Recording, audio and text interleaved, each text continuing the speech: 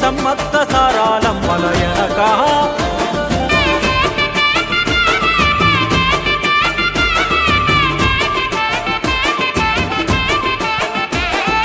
కాకతీయ రాజుల చెంతనే పైడిత రాజు రాజమేలేను కన్ను గట్టమని పాతాపరుద్రుడు పైడిత రాజుకు కబురు పంపేను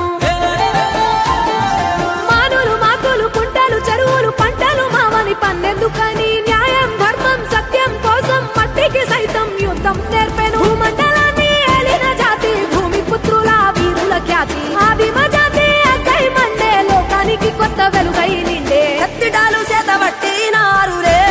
మన సమ్మక్క సారక్క శత్రువుల నెలగొల్చినారులే